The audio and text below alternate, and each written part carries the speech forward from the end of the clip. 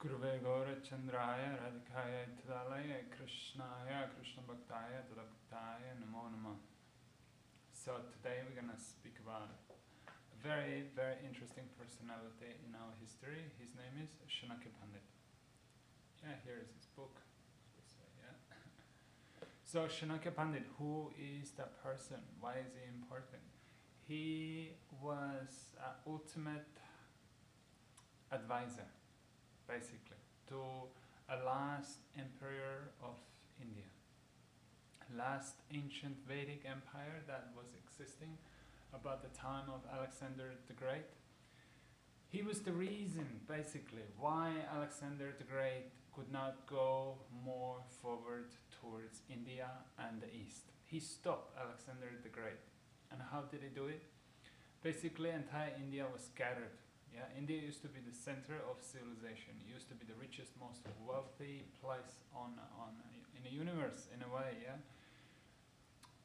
But over the time, there's been so much going on there. So India scattered into so many small states and kingdoms, and they all were fighting with each other. So as Alexander the Great was coming to India, he saw this is, this is a feast for a person who's trying to conquer land. Like no one is united, so I can just kind of roll over, bulldozer the whole thing, and take all their wealth. So that's exactly what he did.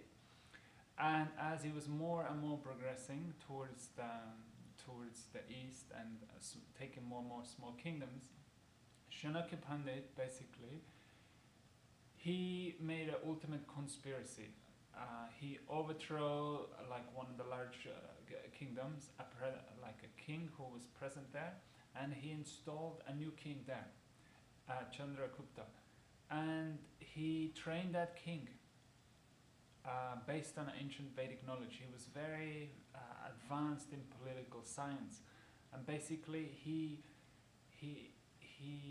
made that king an ultimate fighting machine, political genius, if you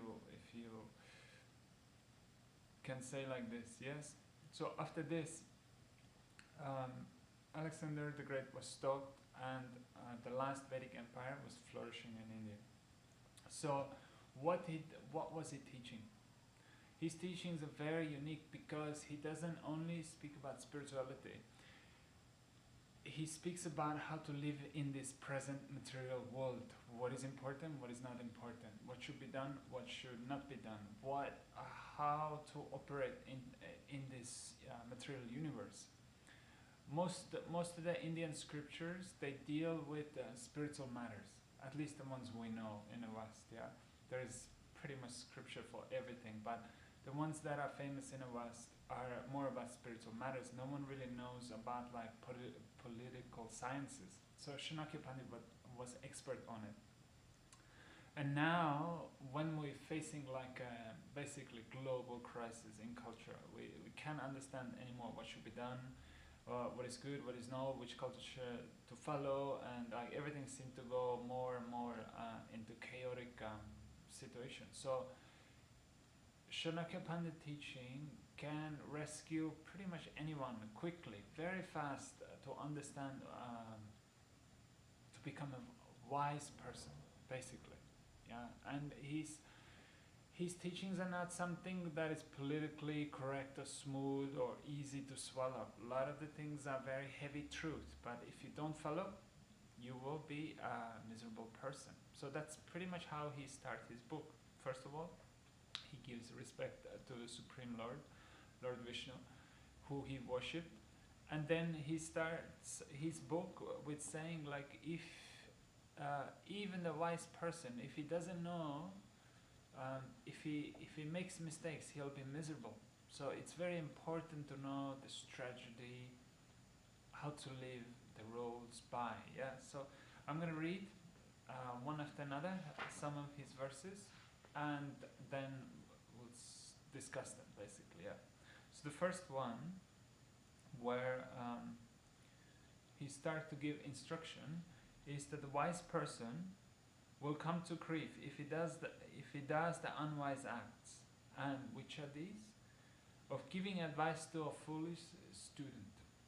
So a person who's training like a foolish person, it is he comes himself into destruction. It's never.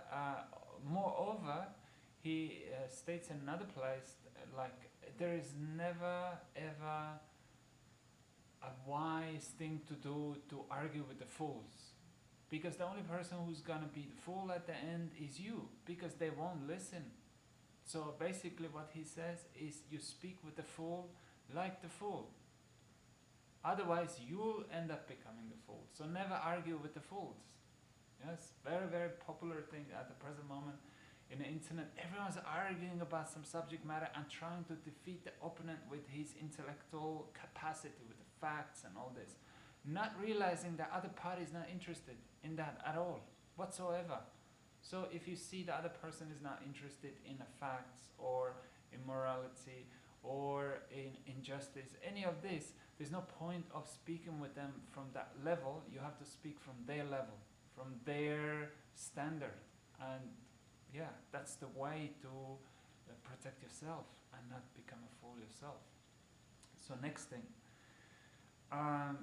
looking after a woman who has a loose character, a person like who falls for the woman who has a loose character, who is not chaste, who is not interested in a permanent relationship, long-term relationship,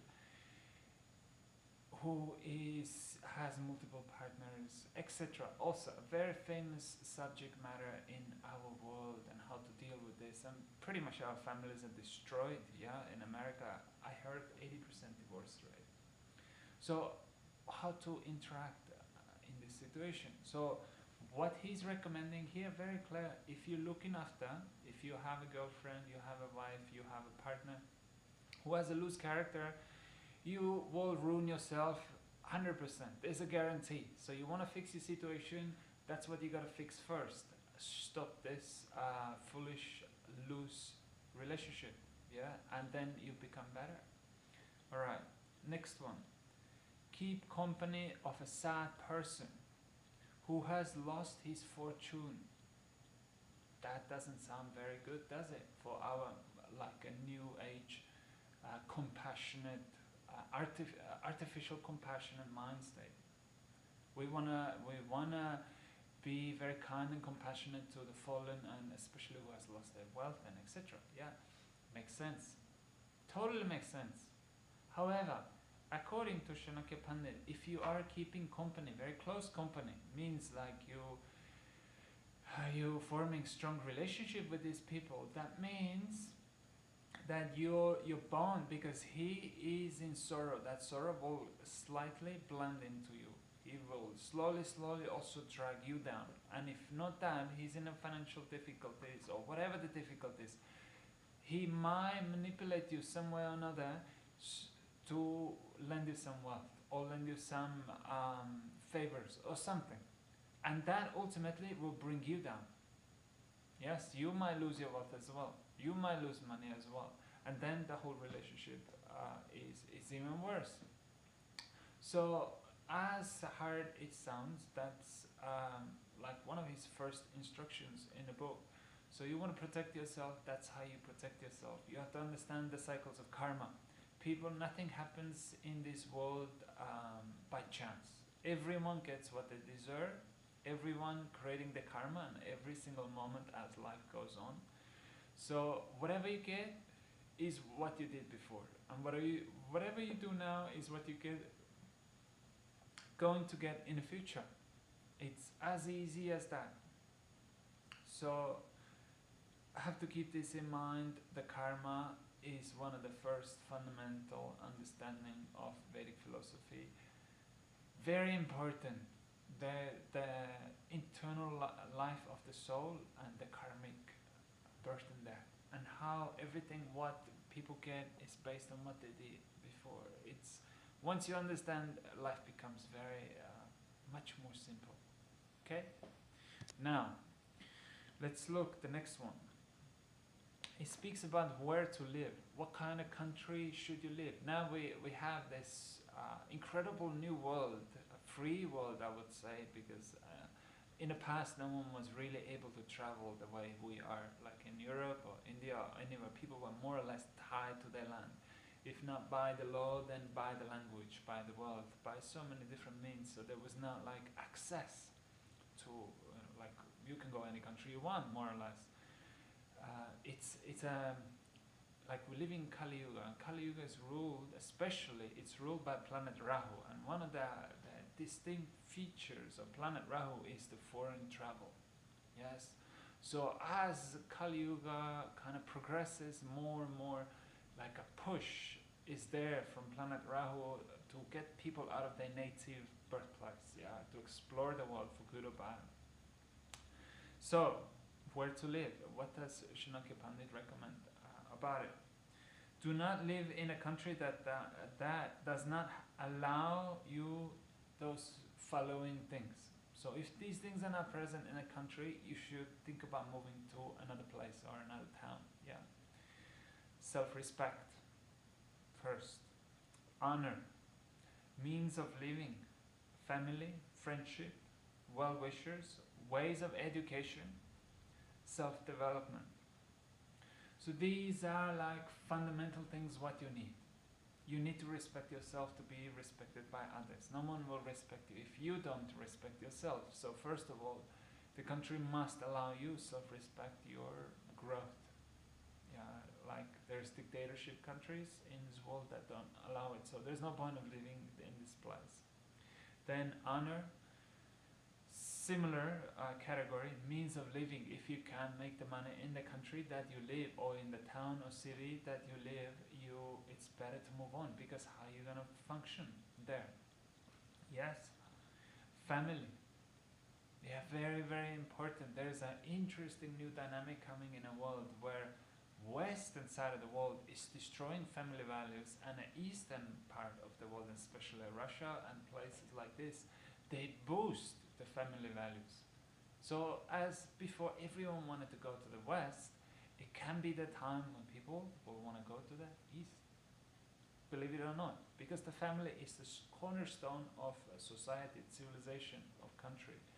If there's no families, it's chaos, basically. Like what kind of country it's going to be, how the new generations will be created, and what will be the mindset. The best way to destroy the country is destroy the families. So live in a country where you can have healthy family. Then friends and friendship. You might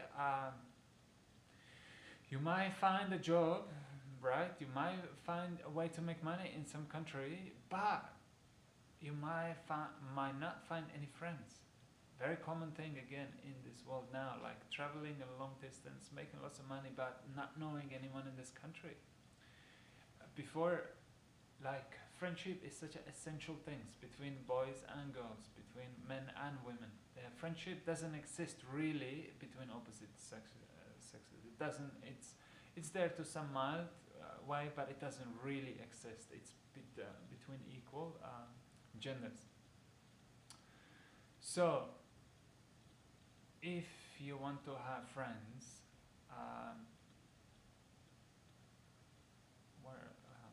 what was the point? Is that our present time, we're becoming so obsessed with romantic relationships that we forget about the friendships. And as our romantic relationships suffer, we have nothing to fall back on. We don't really have strong friendship circles. Neither our family is very strong. So what I come to conclusion another day when I was watching all the immigrants and people who's just going to the new countries, they have a huge circles of friendships, like brotherhood, yeah. But it doesn't exist in the Western world anymore. It used to be, but it's not anymore. And why is it not there? Because there is not even a chance really to form the circles of strong friends, especially between men. Why? Because they're gonna storm into romantic relationships immediately, as soon as the teenage years start, 15, 16, 17, 18. By the time 20, like in ancient India, you're supposed to study up to 25 before you start full-on family life, yeah. Like you can look at different ways, but that's the idea. Like there's a lot of people not getting married up to their time at 30 because they build their life in a way, yeah. So they have very strong bonds of friendship, and in the West, it's my speculation. That's why it is disappearing. So this video has come to an end now. There is another, so let's keep it there. Jai Radha, Haribo.